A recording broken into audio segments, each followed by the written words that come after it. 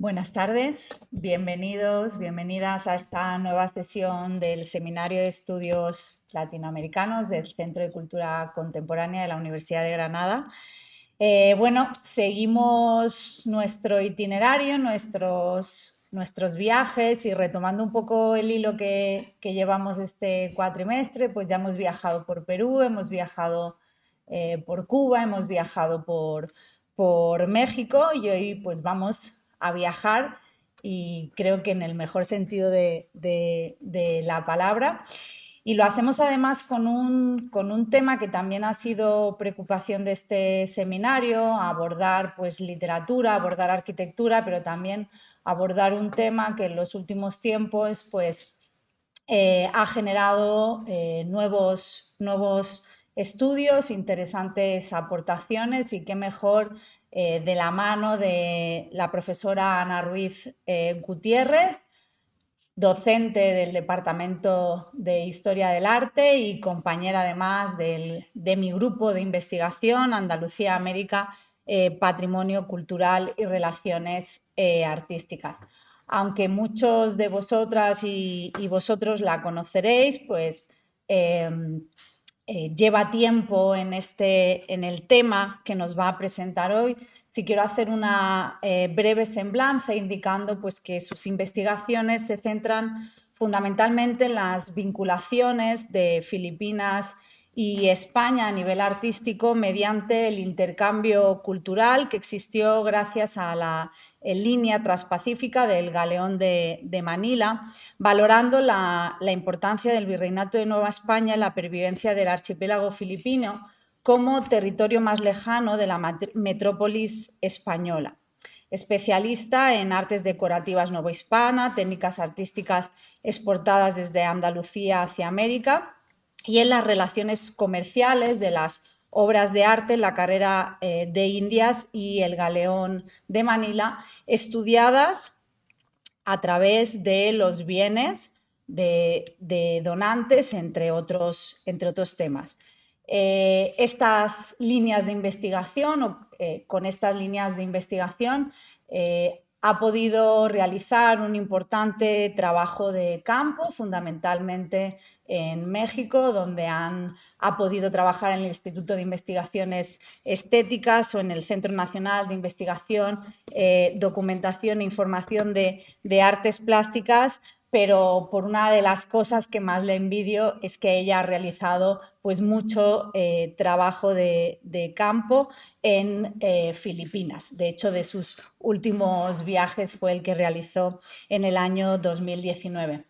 No quiero extenderme entre todas sus publicaciones, que son muy numerosas, pero sí quiero destacar sobre todo los libros que ha dedicado a parte del trabajo que nos va a presentar hoy, y quiero destacar, entre otros, El tráfico artístico entre España y Filipinas, 1565-1815, publicado en el año 2005, El Galeón de Manila, publicado en el año 2016, o lo que fue de ellas, Mujeres protagonistas en la ruta transpacífica del Galeón de Manila, siglos XVI al XIX, publicado en el 2018, y en el que tenemos una entrada, un capítulo precisamente con el tema de la conferencia, con velas de damasco y jarcias de seda, mujeres a bordo del Galeón de Manila.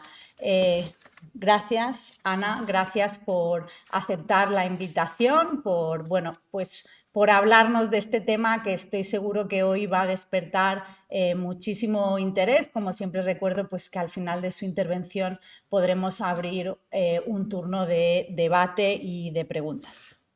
Estás en tu casa. Bueno, primero, muchísimas gracias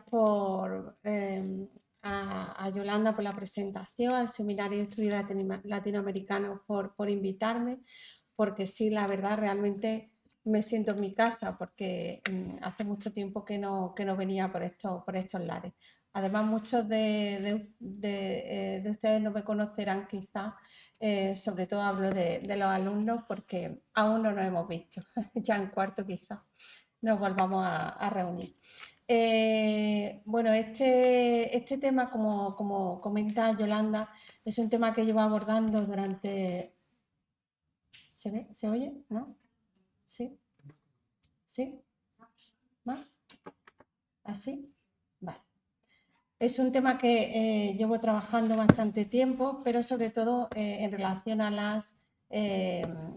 al arte, ¿no? A la historia del arte, a la confluencia de todos esos bienes que se establecieron o que navegaron, digamos, en estas rutas que vamos a ver a continuación. Pero de eso no es lo que vamos a hablar hoy. Hoy vamos a hablar de ellas y les traigo como muestra el libro que comentaba en la presentación la profesora Guas, en el que tampoco voy sola, sino que voy de la mano de muchos compañeros y compañeras y amigos, como Guadalupe Romero, Jorge Mojarro, Chen Chen Fan, Ivette Camacho, Pedro Luengo, Inmaculada Alba, Lucila León, Norma Cruz o mi querida María Teresa Suárez Molina. De distinta índole y condición, de distintas universidades, desde China, Filipinas, a México, Sevilla o la propia Universidad de Granada, decidimos en un momento determinado y por estas confluencias que comentaba la profesora Yolanda Guas de que ya es hora, ¿no? Ya es hora de ir sacando poco a poco y escudriñando todo lo que aconteció sobre ellas en la ruta transpacífica del Galeón de Manila, que hasta ahora estaba muy invisibilizado por muchas razones, ¿no? Entonces, en este libro pues hicimos este compendio y de esto justo es de lo que vamos a intentar hablar en el ratito que estemos de viaje por las Islas Filipinas. Hablaremos de la presencia femenina en el archipiélago, de la mujer en el contexto del propio barco, ¿no? De la propia ruta del Galeón de Manila, y luego algunas mercancías propias vinculadas a este mundo femenino, dejando un poco a un lado todo lo que suelo contar en estas charlas. Pero bueno, luego si al final tienen alguna curiosidad o duda, pues aquí estoy a su disposición este ratito de paseo por Filipinas. Bueno, pues estamos en el 2022, aunque parezca mentira, ¿no? Después de todo lo que ha acontecido y hemos sufrido y hemos pasado. Y desde el 2019 hasta este año, afortunadamente lo han prolongado un poquito, se ha llevado a cabo una serie de conmemoraciones de la circunnavegación de la primera vuelta al mundo. Es decir, hace 500 años que Fernando de Magallanes, junto con Juan Sebastián Elcano y por nuestra fortuna, Antonio Pigafetta, tomaron esta flota de 5 barcos y se fueron a la aventura a navegar por unos mares que desconocían, solamente conocían el Mar del Sur, que en 1513 Vasco Núñez de Balboa pues, fue el descubridor un poco de ese mar abierto, pero no se habían adentrado más allá de lo que ya muchos de ustedes conocen, incluso algunos ven en clase como la ruta de la carrera de Indias, ¿no? Así que toda esta aventura comienza un 10 de agosto de 1519 a bordo de la Santísima Trinidad, entre otros de los barcos que se fletaron para esta aventura. Fernando de Magallanes inició un periplo complejo que le llevaría a un destino incierto, que ya sabemos cuál fue, que fue la muerte, ¿no? Directamente a Fernando de Magallanes cuando llega, después de atravesar, como están viendo en imagen en este mapita, toda la parte del sur de América, con el que luego rebautizó como Estrecho de Magallanes, ya llega a una ruta y por fin llega a Samar, a Leyte y a Cebú. Filipinas tiene aproximadamente más de 7.000 islas. Estas que les menciono son las primeras en las que hay presencia de los españoles. De hecho, ahora todas estas conmemoraciones lo que han intentado es dilucidar dónde fue la primera misa, dónde llegaron los primeros españoles, y ahí han tenido sus disputas para dilucidar estos temas. Definitivamente llegan a una pequeña isla que se llama Mactán, muy cerca de Cebú, que lo tienen en la parte superior derecha, aquí, esta zona de Mactán. Y allí, claro, cuando los nativos llegan y ven venir 5 naves del tamaño de las naos de China o Galeón de Manila, pues no lo toma muy bien. Y entonces Lapu-Lapu, que fue el gobernador que estaba allí en ese momento, el gobernador local, pues directamente pues asesina a Fernando de Magallanes. Podía haberse frustrado aquí toda esta tarea de circunnavegación y esta primera vuelta al mundo, pero afortunadamente Juan Sebastián Elcano, un experto navegante, toma las riendas, en este caso ya en la nave Victoria, y decide, con la tripulación que quedaba, hacer el viaje de nuevo hacia España. En este caso, el periplo que tienen indicado con el color rojo. Así que de aquí es ese famoso cuadro de 4 o 5 hombres descamisados que llegan en la nave Victoria, definitivamente el 6 de septiembre de 1522, muy mermados, solamente con una de esas 5 naves.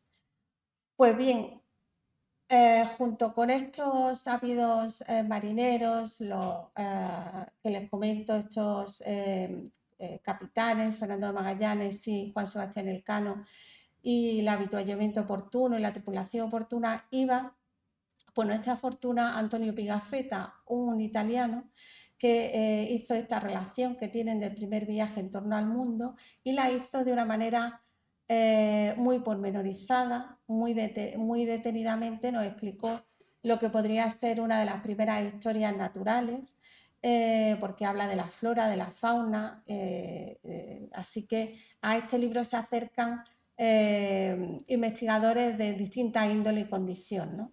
En este caso yo me acerco al libro para decirle un poco cómo comentaba, cómo veíamos un poco esas primeras mujeres que aparecen en el diario. Hablaba así de algunas de las nativas que se iba encontrando, y que sus mujeres van vestidas de tela de árbol, desde la cintura hacia abajo, con los cabellos negros hasta la tierra, tiene horadadas las orejas y llenas de oro. Le he puesto simplemente este pequeño extracto porque habla de muchísimas cosas, de sus relaciones de pareja, de sus hábitos alimenticios, de su religión, por supuesto, etcétera, etcétera. O sea que está, por supuesto, editado en castellano, es una muy buena fuente para iniciarnos en esta primera vuelta al mundo. A partir de este momento, ¿qué es lo importante? Que ya conocemos esas tierras lejanas, esas tierras Asia, ¿no? Ya es un territorio desconocido hasta ese momento, y no solo lo conocen los castellanos, sino que, bueno, aunque sea una nave, regresó. Pero claro, el viaje de que luego se llamó de tornavuelta aún no estaba establecido. Eso lo va a hacer ya Miguel López de Legazpi, junto con Andrés de Urdaneta, que estuvo en la primera expedición como soldado, pero ahora va como religioso, concreto como religioso de la Orden de San Agustín. Y aquí encontramos, digamos, ese itinerario que se establece desde 1565 hasta 1815. Pero antes de avanzar un poquito más, quiero comentarles algo que va a ser vital para este itinerario, que va a ser el descubrimiento de las minas de Potosí en 1545, porque eso va a cambiar el rumbo del motivo, digamos, por lo que los españoles se inician en esta ruta conocida como tornaviaje. Aunque yo, por supuesto, suelo trabajar las cuestiones artísticas, muchos investigadores han analizado el tema de la plata en el galeón de Manila, que es lo más famoso y era uno de los motivos, digamos, por el que se establece este itinerario, o, por supuesto, el asunto de la evangelización. La evangelización no es la misma que en el Virreinato de Nueva España, por ejemplo, sino que, como Andrés de Urdaneta era agustino, Andrés de Urdaneta y los agustinos fueron los primeros que se asentaron en el archipiélago de Filipinas, aunque luego, bueno, le siguieron otras órdenes, ¿no? Por supuesto, dominicos, franciscanos, jesuitas, etcétera, etcétera, hasta llegar a unas órdenes menores vinculadas con las religiosas que vamos a ver a lo largo de este viaje hacia Filipinas.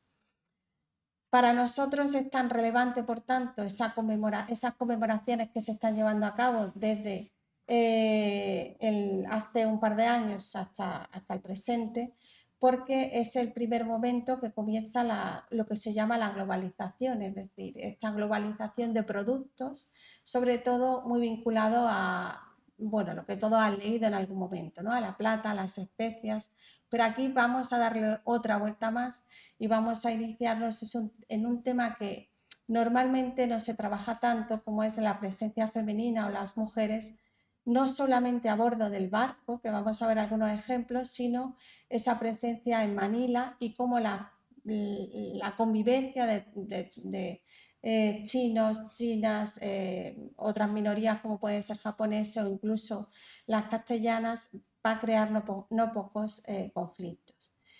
Este itinerario, simplemente decirles que avanzó en el tiempo hasta el siglo XIX. El barco denominado Magallanes fue el último que se concluyó esta ruta, pero es una conexión, por supuesto, con la carrera de Indias, y así se lo muestro en la parte superior de la pantalla. Es decir, sin la carrera de Indias hubiera sido imposible este trayecto, porque tienen que tener en cuenta que normalmente se embarcaban en Cádiz, como vamos a ver ahora en algún ejemplo, y luego iban vía Veracruz ya a tomar vía terrestre, hacían con las reguas ese camino hacia Acapulco y ya tomaban esta conexión que les digo del galeón de Manila, que tenía dos puntos o puertos fundamentales: Acapulco en el Virreinato de la Nueva España y Cavite en Filipinas. A ver, esto es como lo oficial. Lo extraoficial son otras muchas cosas que tampoco tenemos tiempo de contar. Lo que sí es importante que sepan es que esto no era una flota como la flota de Indias, sino que era un gran barco. Al principio iban varios, pero cuando se dieron cuenta de lo que costaba el habituallamiento de esos grandes barcos, lo que hicieron fue simplificar, que también fue un riesgo, porque claro, con las tormentas que había, sobre todo en el desembocadero del San Bernardino, que es justo al salir del puerto de Cavite, casi muchos de los barcos se hundían, ¿no? O tenían que tirar la mercancía, con lo cual todo el dinero que habían invertido era una penuria porque lo perdían. Así que de este modo se arriesgaban a que, bueno, no fuera fructífera ese itinerario que les estoy poniendo en imagen. Normalmente el itinerario duraba un poquito menos de ida desde Acapulco hacia Cavite que al revés, por los vientos, ¿no? Por las corrientes marítimas y sobre todo porque de Cavite a Acapulco, como están viendo en imagen, aparece un itinerario un poco más alto de lo normal, es decir, se tenían que desviar en esta parte por la costa, por las corrientes de Kuroshima hacia Japón, y luego llegaban a lo que se conoce ahora, por supuesto, Estados Unidos, y antiguamente a todo lo que se establece como la Alta y la Baja California, que está sembrado de distintas misiones, las misiones de jesuitas, dominicos, etcétera, que ahora vamos a ver alguna cosita más. Bueno, avanzo porque yo me quedaría aquí todo el rato, pero tengo muchísimas cosas que contar. Aparte de esa crónica de Antonio Pigafetta, muy interesante, como les digo, al ser la primera y por supuesto al estar de primera mano a bordo del galeón, aparecen otras crónicas afortunadamente ya más conocidas, como va a ser el Códice de Manila, o también conocido Códice Boxer, porque fue este el apellido del descubridor del códice, que se fecha aproximadamente en 1590, siglo XVI. Este códice es muy interesante porque no solamente por lo que nos cuenta, sino por las ilustraciones que contiene, que a nosotros, la gente de Historia del Arte, como saben, nos fascina. Incluye información de los pueblos nativos de Guam, Filipinas, de todo el sudeste asiático, de las costas de Champa, Vietnam, del norte de Taiwán, Japón y China.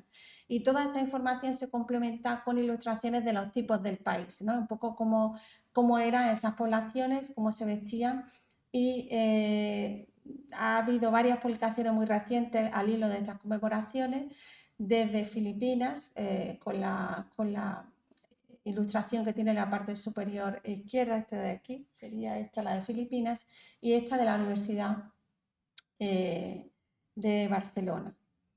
Una de las ilustraciones más interesantes es este desplegable de la llegada del galeón de Acapulco a las Islas de los Ladrones, porque aparece, lo pongo un poquito más en detalle, aparecen las primeras representaciones de las mujeres. En este caso son las conocidas como chamorras, es decir, las mujeres de las Islas Marianas, actual Guam, ¿vale? Entonces eran pescadoras que fueron a recoger o fueron a recibir a este gran barco, al galeón de Manila. Vuelvo un momentito, simplemente para comentarles un detalle que no sé si pueden percibir, y es que en uno de los extremos del galeón, estos dos personajes que aparecen aquí en la pantalla, que son muy pequeñitos en azul, se supone que es el gobernador Gómez Pérez das Mariñas y su hijo, que a los que se le atribuye el encargo de esta obra, porque no se conoce el autor. Se piensa que el autor era un sangley, que es como se denomina los chinos en Manila, por el tipo de ilustraciones y por los tipos de, por ejemplo, de los bordes que aparecen enmarcando estas ilustraciones.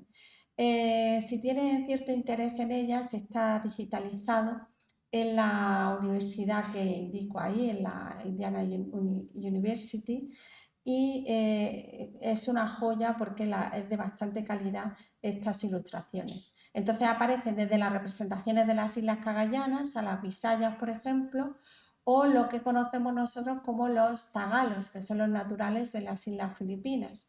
Para nosotros es muy especial esta ilustración porque en la documentación que vamos trabajando a lo largo del tiempo, en archivos diferentes, sobre todo en México, Filipinas y en el Archivo General de Indias, van apareciendo los testamentos y en los libros de sobordo, que eran registros un poco que se hacían de las embarcaciones, van apareciendo mucho la mención de joyas, ¿no? De joyas, de collares de oro con hasta 20 vueltas, ¿no? Entonces, aquí aparece no solamente esa muestra tomada de algunos de los pecios de estos galeones, sino que también aparece la representación de cómo se disponían estas joyas en los propios naturales. Aquí tienen las otras minorías, o bueno, sobre todo hablo de los japoneses, porque los sangleyes más bien eran mayoría en el archipiélago de Filipinas, concretamente en Manila, y hubo una disputa bastante fuerte, además una sublevación constante de los sangleyes con respecto a la presencia de los españoles en Manila. Era un ni contigo ni sin ti.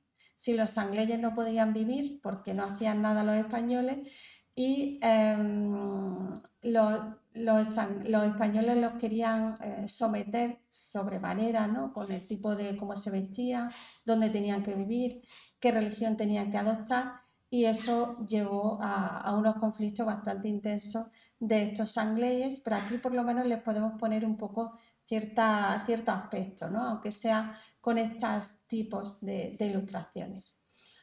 Otras no crónicas en este caso, sino referencias muy interesantes sobre las mujeres en concreto, va a ser este mapa de Pedro Murillo Velarde, este jesuita del siglo XVIII, muy conocido de las Islas Filipinas, ampliamente reproducido, y en los laterales aparecen esquemáticamente, bueno, pues ciertas escenas cotidianas de Manila, capital del archipiélago de Filipinas actualmente y desde 1571 con la presencia de los españoles. Entonces aquí aparecen las mestizas, las castellanas, etcétera, etcétera.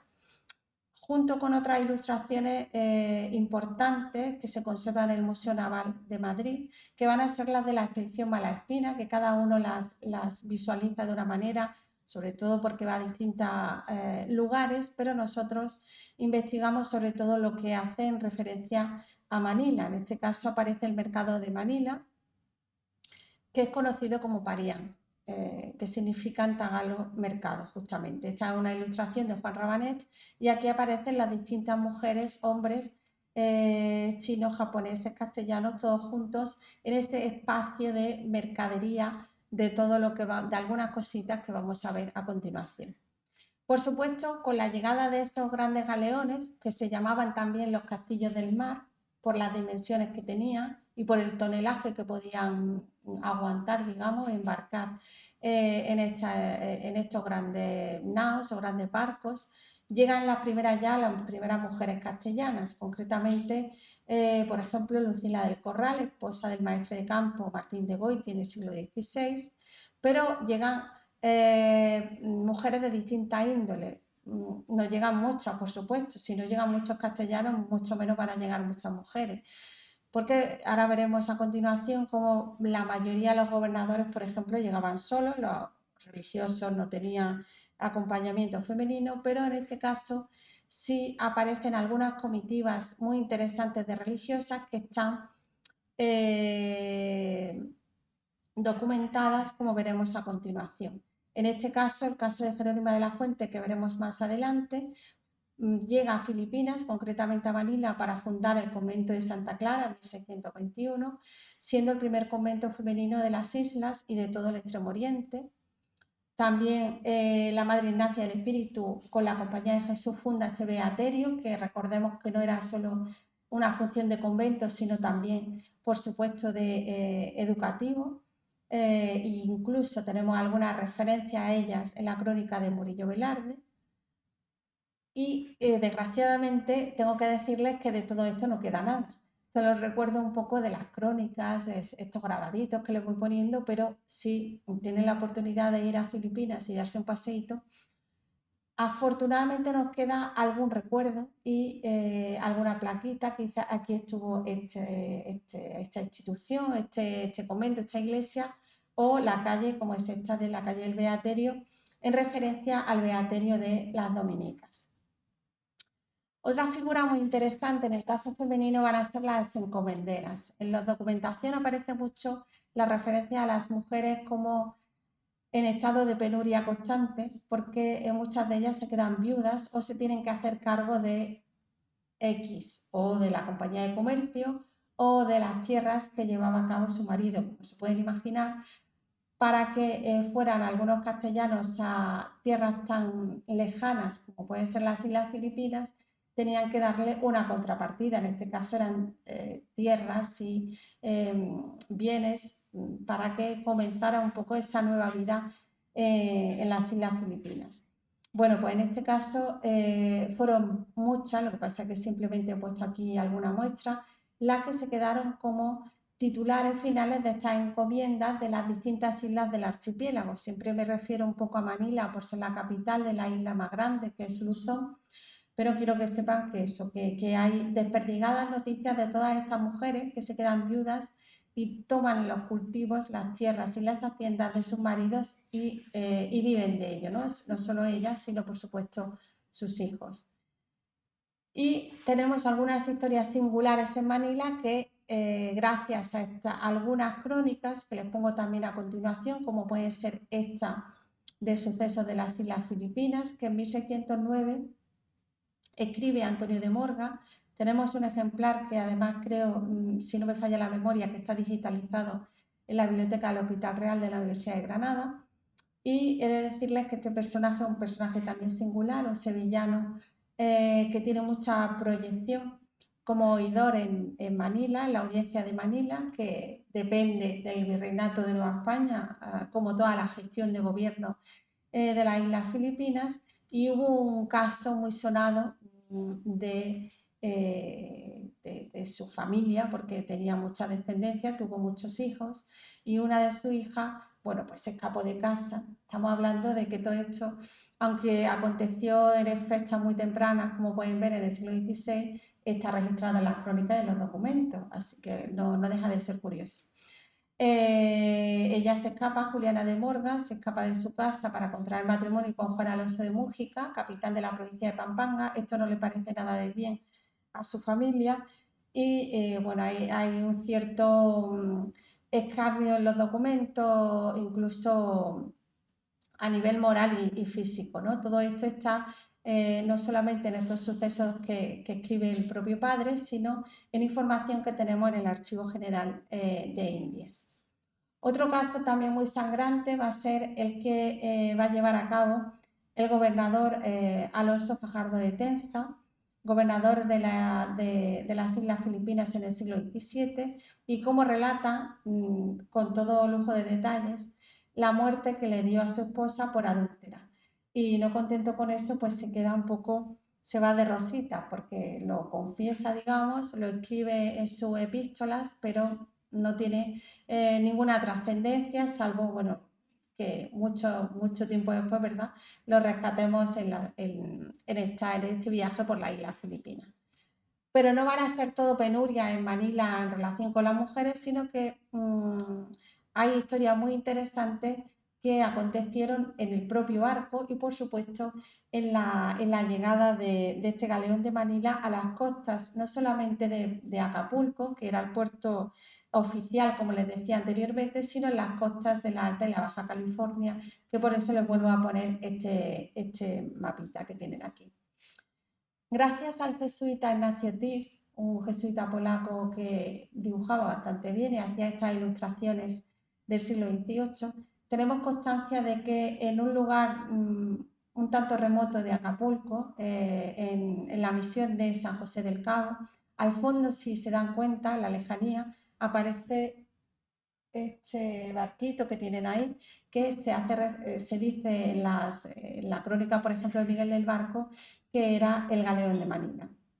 Y así lo ilustra el propio Ignacio Tirs, pero si hacemos un zoom, afortunadamente podemos hacer un poquito al menos, vemos cuál era el tipo de población de estas misiones, y si tienen oportunidad, que también está digitalizado, de ver todos estos dibujos, tienen desde la flora, la fauna, hasta algunas otras vinculadas a las mujeres, algunos chinos o sangleñes que viven también en la misión, sirvientas, castellanas, etc.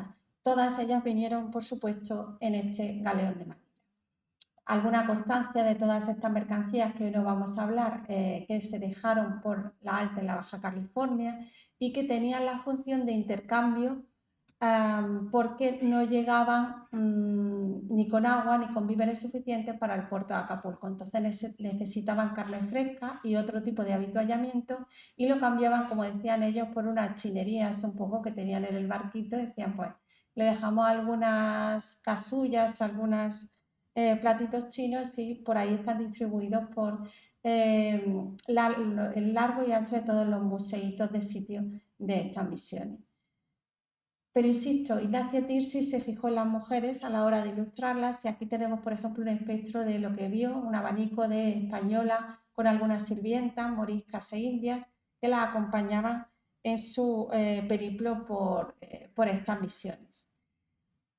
Pero hablando un poco de el comercio en las islas a través de este gran barco, de este galeón de Manila, nao de China o galeón de Acapulco, ya les comentaba que en el caso de la encomienda ellas se hacían cargo y así pasó también en el caso del comercio.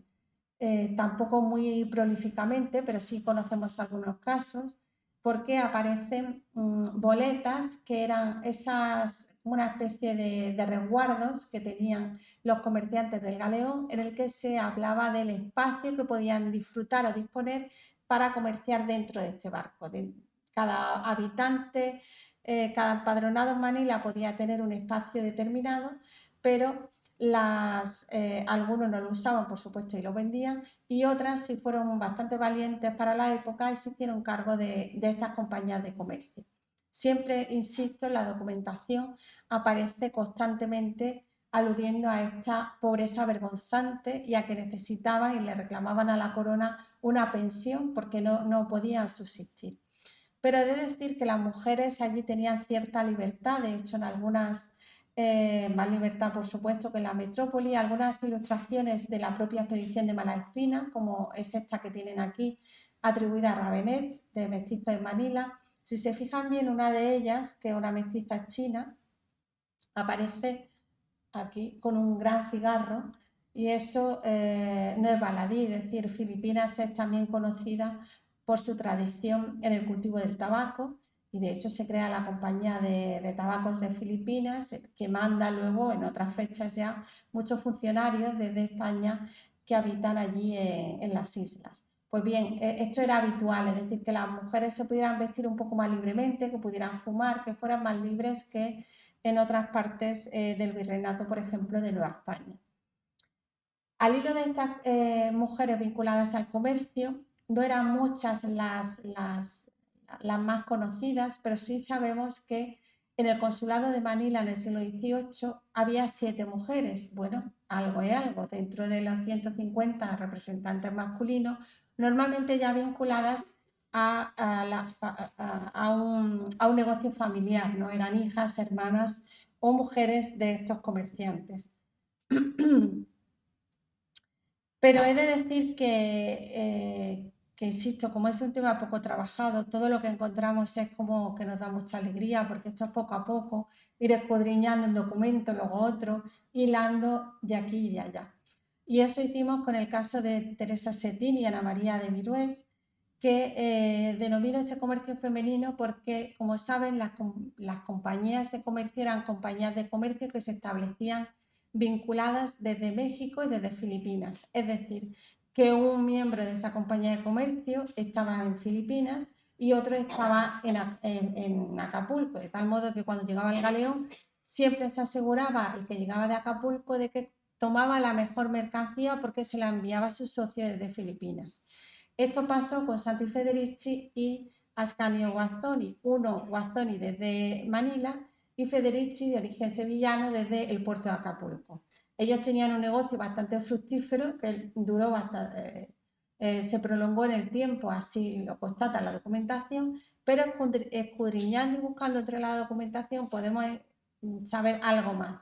Y ese algo más es que en realidad las que hacían ese intercambio eran ellas, eran sus mujeres, que eran las que se pedían lo que necesitaban, lo que requerían, y así lo dicen las cartas. Ahí tienen un ejemplo de documentación encontrada en el Archivo General de la Nación de México, en el que una le pide a la otra, normalmente Teresa Setí, la esposa de Santi Federici, quiere desde Filipinas algo exótico, es decir, quiere joyas, quiere textiles, le dice la calidad, le dice cómo tiene que ser, pero no solo eso, sino también aquí aparecen los esclavos. Tienes que tener en cuenta que en esta época los esclavos eran una mercancía más, mal que nos pese. Entonces, estas referencias a los esclavos son constantes en la documentación en este ámbito asiático, pero no está estudiada aún en profundidad. Poco a poco se va sacando más información al respecto. Y hablando de una esclava, le pide a la mujer de Ana María de Virués, esposa de Ascanio Guazzoni, le pide una esclava con unas características específicas, es decir, quiero que sea de esta edad, quiero que sepa hacer esto, quiero que sepa planchar, quiero que sepa lavar, quiero que sepa XX. Y entonces, alguien que había allí que conocía a esta señora dice, pues yo tengo a la idónea, te la mando. Y entonces se la manda en el galeón de Manila como una propiedad más, como esos tejidos o como esas joyas. Esto es un dato como bastante curioso. Pero ahora vamos a hablar ya de las viajeras ilustres que conocemos a día de hoy. Por supuesto son muchísimas más, pero simplemente me traigo varios ejemplos para que vean ese perfil que ya he mencionado anteriormente y también un poco para que vean la singularidad de estas historias. Una de las más conocidas, archiconocida, por los varios retratos que le hizo Diego Velázquez, va a ser Jerónima de la Fuente, más conocida como Jerónima de la Asunción, que fíjense, tengan en cuenta que con 64 años la reclaman en Toledo, que ya estaba tan tranquila en su convento de clarisas allí en Toledo, y la reclaman para ir a Filipinas y fundar el convento de las clarisas. Si ya no se lo piensa dos veces, sale del convento, su biógrafo constata todo este periplo, sale de Toledo hacia Cádiz, de Cádiz va a Veracruz, de Veracruz va vía terrestre a Acapulco y luego toma el galeón de Manila. Todo esto no lo hace sola, obviamente lo hace acompañada de otras 8 religiosas y de algún otro religioso más, de un equipaje tremendo y se queda un tiempo en Ciudad de México, se queda un tiempo y luego en Acapulco porque enferma bastante, casi le da la extrema porque casi no llega a Filipinas. Entonces, muy interesante y está publicado por su biógrafo todo este periplo y sobre todo porque para los de historia del arte, como saben, tener un retrato del personaje que trabajamos, pues como mucho mejor, ¿no? Para conocerlo.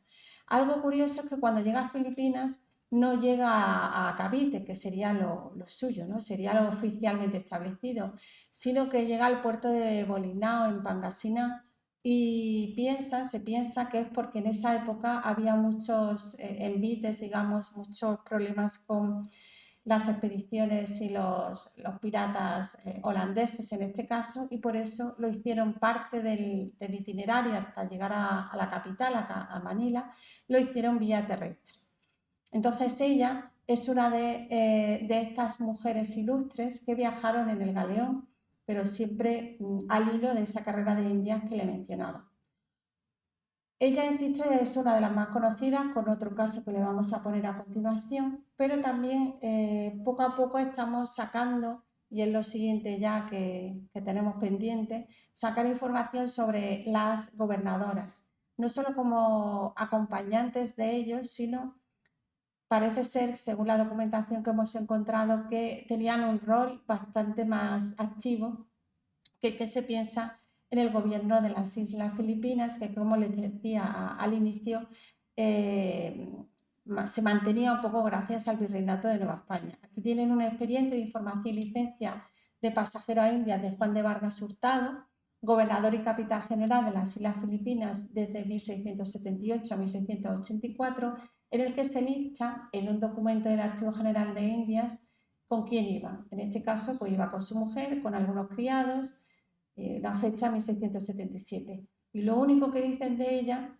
de una criada, perdón, y de algún criado, es algo físico, no menciona mucho más, sino que su físico y su edad. Por lo tanto, es muy difícil así, como pueden imaginar, ir buscando información de las mujeres, a no ser que estuviera constatado porque fuera muy relevante el personaje a través de unas epístolas, unas cartas, etc.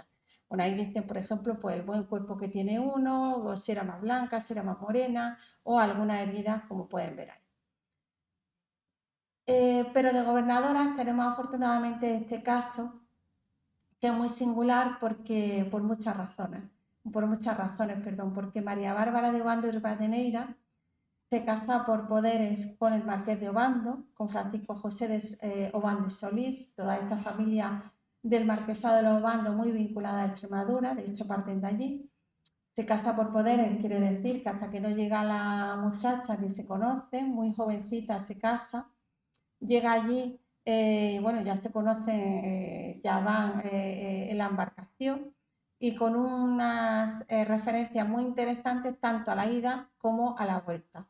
Ella nace en 1732 y con solo 17 años se casa por poderes con este señor. Ahí tienen un retrato de María Bárbara de Obando y Rivadeneira, que luego veremos otro más adelante. Bueno, pues ella, aquí le hago un croquis, un esquema, porque esto es bastante interesante. Cuando llega, se embarca con su marido, el gobernador que va a las Islas Filipinas, y ya en ese periplo ya nace su hijo José Francisco durante la travesía, un 15 de abril de 1750. Llegan allí, que sería el segundo marqués de Obando, nace allí y llega a buen puerto, digamos, la criatura y el matrimonio. Su hija María Manuela, de la que hablaremos a continuación, nace en Manila un día del Corpus de 1753, pero lo interesante de todo esto es que cuando regresan muy poco tiempo después, simplemente un par de años después, regresan en la Santísima Trinidad, que es uno de los grandes galeones de esta travesía, y a su regreso da a luz a otro nuevo bebé, en este caso a Ignacio José Camilo. Pero claro, ya la fortuna no le fue tan bien, digamos, como la primera ocasión. Y las crónicas, que además son muy escuetas, porque los libros de navegación son muy escuetos, ¿no? Dice mucho, solamente dice que el niño se murió de un aire, que la marquesa dio a luz y que el niño se murió de un aire pues al poco de nacer. Con la desgracia, además, de que muere también su marido. Le hacen todos los factos, puesto que es un gobernador que muere en alta mar, concretamente junto al Golfo de California, y cuando muere, pues lo hacen una ceremonia y lo tiran al mar. Entonces, como pueden imaginar, cuando esta criatura llega a puerto exhausta y ya llega y ve a su familia y ya la reconoce y dice, bendito sea el Señor que ha llegado bien, pues le encargan a Miguel Cabrera un retrato de ella con este ángel custodio que tienen detrás, un poco dando las gracias de que ha llegado a su tierra. Después de esto, muchísimo periplo en esta época, en el siglo XVIII, por la custodia de los hijos, es decir, porque el marqués había dicho que sus hijos tenían que ir a Extremadura como estaba establecido, porque allí estaba su familia y ella decía que no, que se lo llevaba a México, que ella era de allí. Entonces ahí hubo un periplo este cuadro bastante interesante porque, bueno, pues es un poco complemento del que han visto al inicio. Está en una colección privada y gracias al doctor Cuadrillo pues lo tenemos a continuación y se los puedo mostrar. Su hija, no se queda corto un poco el periplo que tuvo su hija en el Galeón de Manila. Recordar que nació en Manila, pero con tan solo 2 años hace ese trayecto, ¿no?, en el que muere ese hermano que apenas conoció y muere su padre. Y María Manuela, por una serie de circunstancias, que estaba bastante enferma, decide que, bueno, que si sale viva de todas las dificultades, digamos, de salud que tenía, que tomaba los hábitos. Y eso se vio también fomentado porque tras varios matrimonios fallidos ya dijo, ya de aquí a aquí, entre lo que había prometido y lo que me ha acontecido, tomo los hábitos. Entonces, ingresa en el convento de las Dominicas Recoletas de Santa Rosa en Puebla de Los Ángeles, y lo más curioso de ella, que se le conoce a partir de ese momento por Sor María Manuela Bárbara del Santísimo Sacramento, es que se conservan los retratos no solamente de cómo era en época adulta, sino retratos de bebé que tienen la parte superior izquierda. Conocemos estos retratos gracias a la misión que tuvo la profesora catedrática Pilar Mogollón de hacerme hace un tiempo estas fotografías de estos cuadros que poseen los misioneros de la Preciosa Sangre en Cáceres, y un espacio bastante difícil de acceder, y gracias a ella tenemos estos retratos, pues eso, casi inéditos, porque es una evolución de ella desde pequeña hasta ya la toma del hábito. Entonces, tanto ella como tanto la madre como la hija son personajes muy interesantes en este estudio de las mujeres dentro de la propia embarcación del galeón. Pero por supuesto, y ya para acabar y concluir, tenemos que decir que lo que solemos estudiar constantemente son todas esas piezas que fueron y vinieron a lo largo y ancho de todo este periplo transpacífico en las bodegas del galeón. Todas estas mercancías sirvieron de referente para todas estas artes decorativas en el Virreinato de Nueva España. Así se puede ver en estos interiores que tienen, por ejemplo, en este voto de la Virgen de los Dolores. Y aquí les muestro un croquis, un periplo, una esquemita de todo lo que iba y venía. Cuando nosotros hablamos del galeón de Manila, erróneamente a veces pensamos que solo venían mercancías de Filipinas, pero obviamente no. Venían de China, de Japón, de Filipinas, de muchos lugares, de la India. Aquí tienen, por ejemplo, todo lo que venía de China, porcelana Ming, sedas, muebles, etcétera, etcétera, biombos, todo lo que venía de Japón, muy vinculado, por supuesto, con lo que se conoció como el siglo cristiano, biombos, grabados, etcétera. Lo que venía de la India, muy vinculado también con joyería, piedras preciosas y tal, y algodón, que veremos a continuación. Todo lo que venía de Filipinas, en lo que nos paramos un poco al principio, joyería, oro, marfiles hispano-filipinos y demás, y todas las ilustraciones que tienen en el centro son todas esas sinergias que se fueron provocando con este circuito de obras artísticas. Cuando llegan al virreinato, esas nuevas técnicas y esas referencias asiáticas que les fascinan a todos, en los artesanos provocan o crean unos elementos novedosos que muchos seguro que conocerán porque se lo han explicado en clase, como pueden ser por los enconchados, la cerámica de Talavera poblana, etcétera, etcétera. Pero bueno, yo no vengo a hablar de esto como se dice, ¿no? Pero sí me he traído algunas referencias de lo que está más vinculado a las mujeres en este caso. A ver si pasa. Como puede ser, por ejemplo, la vestimenta, o como puede ser algún elemento más de adorno.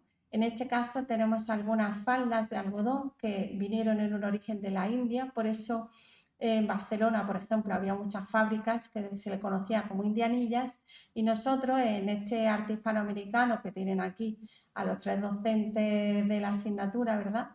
Se puede dilucidar o se puede ver muy bien con lo que se conoce como las pinturas de castas, ¿no? Son esas pinturas de los tipos que había en el Virreinato de Nueva España, y aquí aparece, por ejemplo, esta de Miguel Cabrera con la típica indianilla.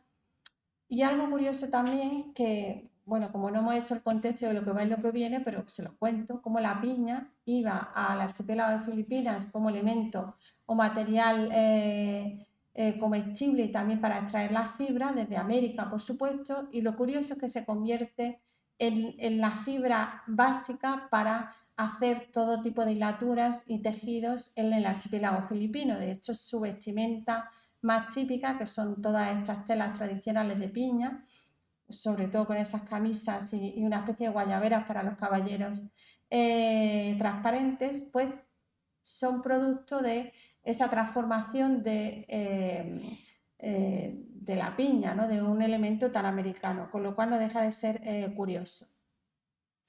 Y por supuesto muchas referencias a distintas piezas, ¿no? Que se fueron retratando poco a poco en estos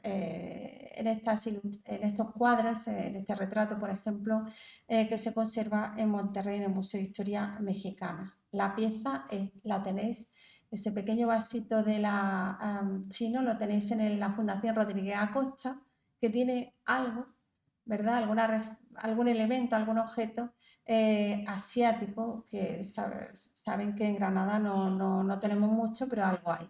O, por ejemplo, estos abanicos de las 1000 caras, que están decorados no solamente con la pintura, sino también con esas incrustaciones de las caritas de marfil. Aparecen en cuadros como, por ejemplo, este de la propia colección de José María Rodríguez Acosta, pero si hay algún elemento que tenía que elegir para esta charla sobre la mujer en el Galeón de Manila, por supuesto era el mantón, para dilucidar un poco los falsos mitos del mantón de Manila, porque como saben, pues no era de Manila, era de China, ¿no? Venía de China, concretamente de las fábricas de Cantón. Casi siempre se hacía por encargo, es decir, todos esos mantones chinescos y con flores tan grandes y demás, era algo no habitual en el uso de esta seda bordada, por supuesto, en cantón. El mantón, perdón, es ese elemento de seda bordado, que eso es muy importante destacarlo porque a veces dicen mantón a sedas que no son bordadas y que vienen de China, sobre todo con todo el auge de las fábricas de cantón, que vemos ahí alguna imagen. Por lo tanto, todos los referentes previos de estos mantones de Manila, aunque seguramente algunos, más bien algunas abuelas por ahí tengan alguno guardado en una espléndida caja que veremos a continuación, tienen algunas referencias de indumentaria china, como puede ser el propio flecado o algunos elementos que ven ahí como ese collar de nube que nos recuerdan tanto en el flecado también al propio manto. Aquí en Andalucía, por ciertas curiosidades que veremos a continuación, se siguen haciendo, es algo habitual y ya en la época se conocía y se guardan, así se custodian algunos patrones que llegaron de las fábricas justamente cantonesas, como pueden ser las fábricas que aparecen en Villamanrique de la Condesa, la provincia de Sevilla. Pero claro, al igual que los otros productos que no hemos visto, sino que simplemente he mencionado, al llegar a México, a todo el Virreinato de Nueva España, se va a estandarizar, se va a popularizar, sobre todo en el Istmo de Tehuantepec, en toda esta vestimenta típica de la zona de Tehuantepec, Oaxaca, y esas inspiraciones americanas se reflejan pues, en la indumentaria popular, en la indumentaria tradicional que se conserva en la actualidad y sigue vigente, ¿no?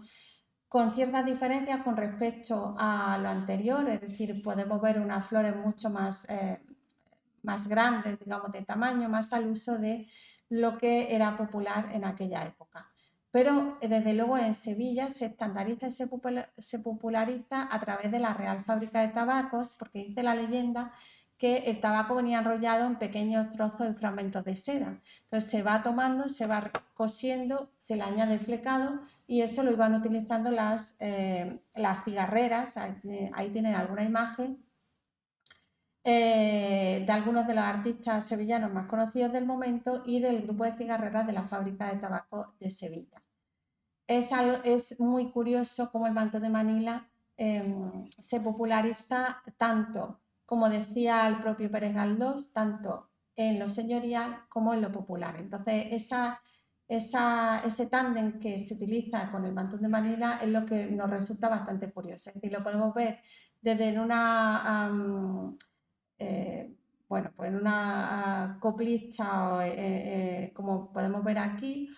Ahí tienen algunos de un mantón muy especial que se conserva dentro de la familia José María Rodríguez Acosta y que lo pinta el propio pintor en el cuadro andaluza. Se conserva con la caja, una caja pintada y lacada al modo de que se hacía en la época. Incluso tiene una etiqueta en la que se hablaba de los colores de los bordados. Y no es algo único de José María Rodríguez Acosta, sino que, por ejemplo, el propio Zuloaga también lo estandariza el mantón de Manila en sus modelos. Y si tiene la oportunidad de ver su casa, Museo en Pedraza, tienen una gran colección de estos mantones de Manila. Pues bien, lo mismo se utilizaba para la verbena de la paloma, como viene aquí, se utilizaba por las coplistas, se utilizaba, pues aquí tienen esa dualidad, como les decía, en los actos populares, o como puede ser en la verbena de la paloma, pero también para los usos religiosos, como puede ser esta misa al aire libre, que las fotografías de Nuevo Baztán en Madrid, o por ejemplo la reutilización de algún mantón de Manila con algunas casullas religiosas, pero también se identificó con muchos trajes populares ajenos, ¿no?, al ámbito andaluz que más conocemos, como pueden ser, por ejemplo, bueno, estas comitivas que tuvieron lugar con las bodas reales de Alfonso XII. Se puede ver como esos mantoncillos que vienen de estos mantones de Manila también estaban, se utilizaban bastante, ¿no? A día de hoy lo pueden contemplar en el Museo del Traje de Madrid, que a veces no suele ir tanto la gente, que está un poquito más de mano, pero tiene una gran colección de textil. Y por supuesto en la moda actual, no solamente la moda tradicional del traje de flamenca, sino también se reutiliza con la moda más actual.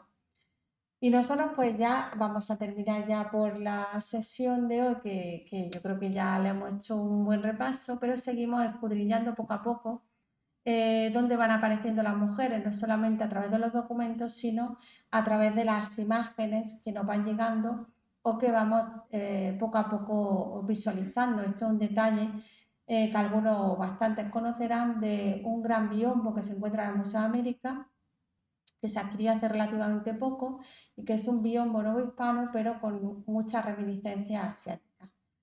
Pues sin más, muchas gracias por su atención y ha sido un placer.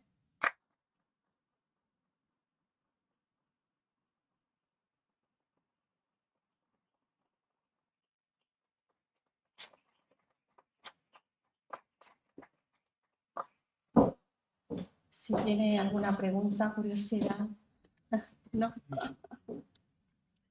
Sí, abrimos el turno de preguntas, comentarios.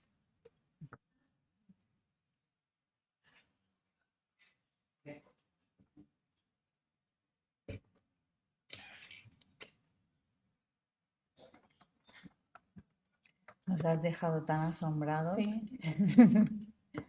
Pues ya es la hora. No. Bueno, nada, que si alguno tiene algún mantón, alguna cosita, ahora la salida, que me lo cuente. ¿No? No sé qué es más bonito, si el mantón o la caja. No sé, ¿duda? Resulta un poco extraño que solo hubiese un galeón al año.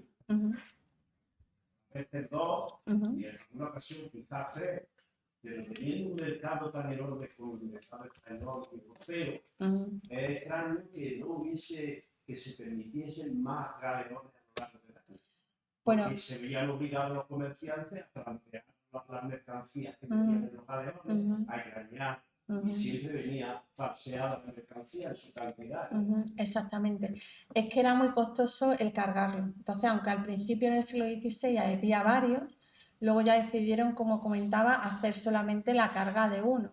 Muchos se arruinaron porque tenían que tirar la mercancía por la borda Y todo ese periplo cambió un poquito más adelante, ya en el siglo XVIII, cuando se abre, digamos, ese camino directo, que no he mencionado porque ya no teníamos tiempo suficiente, entre las Islas Filipinas y la propia España. Entonces, por eso, a partir del 18 tenemos en España más artículos de estas características, ¿no?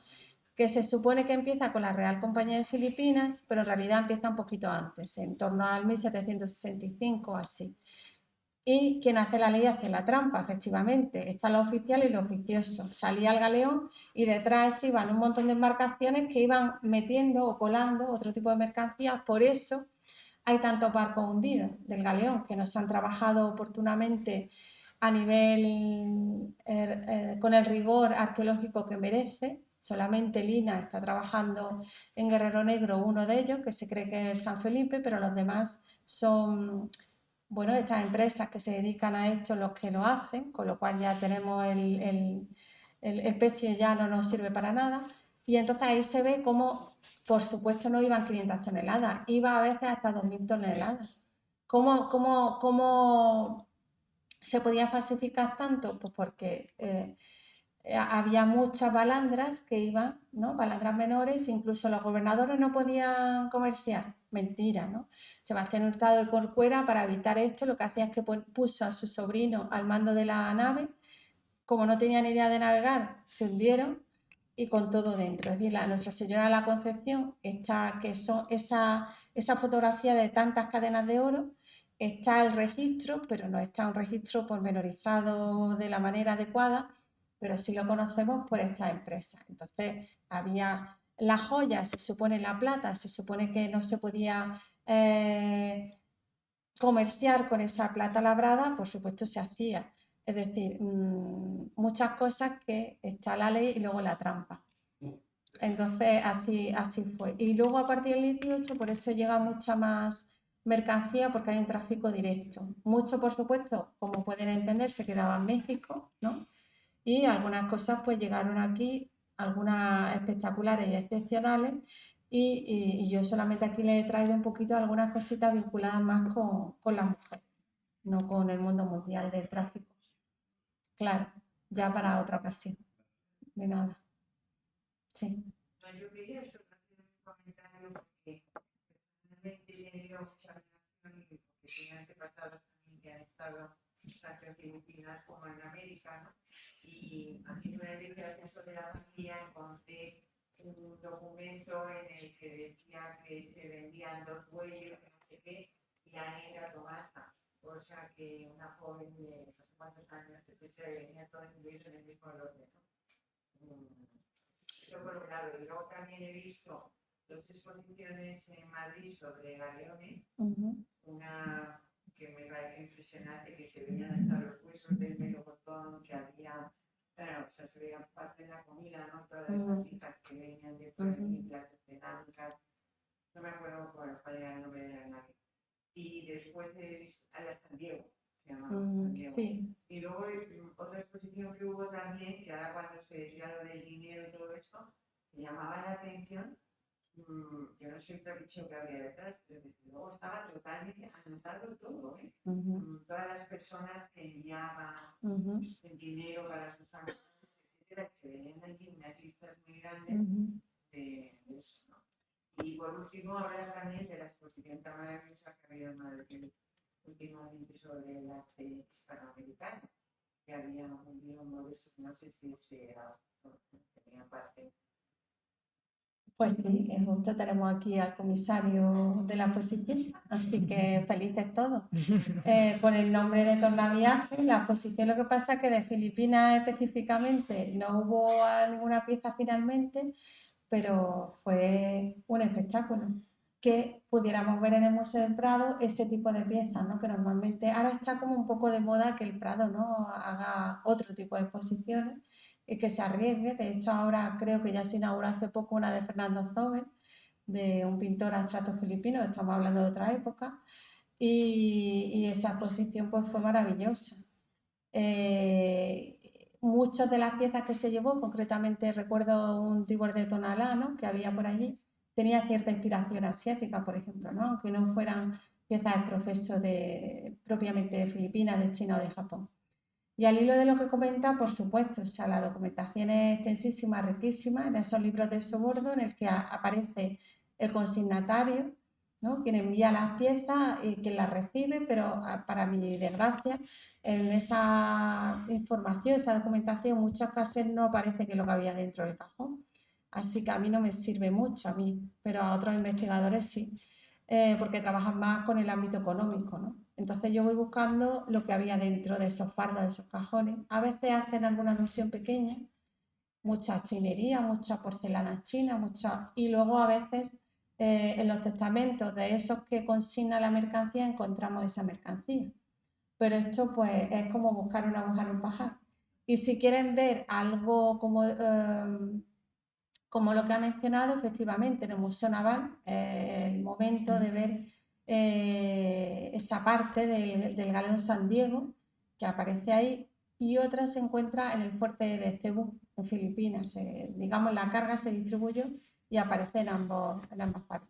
Y para mí es muy curioso ver cómo en la documentación aparecen los esclavos como pertenencia, ¿no? Y luego al hilo del galeón es que hay gente que trabaja los libros en el galeón, otros que trabajan como yo cualquiera de estas cosas, otros que trabajan la plata y otros que trabajan en animales vivos que fueron al galeón y vinieron y llegaron vivos, luego murieron, claro, los pobres de ese viaje, pero aparece toda la documentación. Tiene mucho una conferencia que es muy interesante y recomendar a todo el mundo que si van a Madrid vayan al Museo de América porque realmente es un sitio también. Por supuesto. Interesante. Claro, en el Museo de América tienen todos estos elementos de sinergia, de enconchados, biombos. De hecho, la imagen última es de un biombo del Museo de América muy importante que recientemente compraron. Entonces, desde luego que es el lugar para ir junto con el Museo Naval y ver este tipo de cosas. Muchas gracias. ¿Alguna cosita?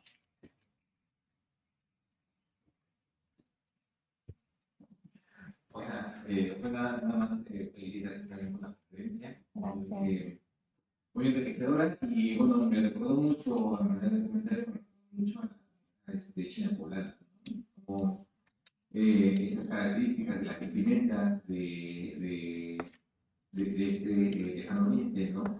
Pues influye en la manera de vestir. Bueno, tanto así que la vestimenta de China poblana también marcó una moda, por así decirlo, ¿no? De todos estos textiles, todas estas vestimentas femeninas traídas precisamente de toda esta región de Filipinas, Chinas, incluso de la India, ¿no?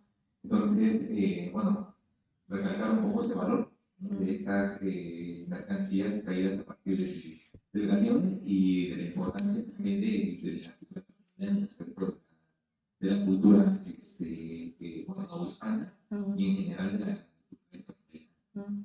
Muchas gracias, Edgar. De hecho, estamos ahora con el tema de los retratos, ¿no?, que no he puesto porque es una cosa que estoy recién, ¿no?, pero con el tema de muchos retratos, ¿no?, de México, procedentes de México, que tenían vínculo por alguna razón u otra con Filipinas, y se ve sobre todo la vestimenta, ¿no?, con más flores, con menos, ese tipo de cosas. Y luego, pues, hablabas de la China poblana, pues me estoy acordando, ¿no?, que allí en Puebla de los Ángeles, el Museo Universitario, ¿no?, la Casa de los Muñecos, cómo aparecen aparecen como unos personajes, como para los que no lo conozcan, como con unas posturas extrañas que se dice que se asemejan o que puede ser algún artesano chino o que alguna influencia asiática tuvieron, porque de hecho en la colección del Victorian Albert Museum de Londres hay un tejido que es muy parecido, tiene la misma hechura, digamos, que esos azulejos, ¿no? Entonces, en Puebla, por ejemplo, tenemos el mercado que se llama Parián. Es que es tan evidente el vínculo real, actual. Lo que pasa es que quizás si no está muy vinculado con la historia del arte pasa desapercibido o no sabes que viene de ahí. Pero los mercados en México, en Oaxaca, Puebla, se llaman parianes. Entonces, ya eso mismo ya viene de Filipinas, ¿no? Y hay muchas referencias muy interesantes.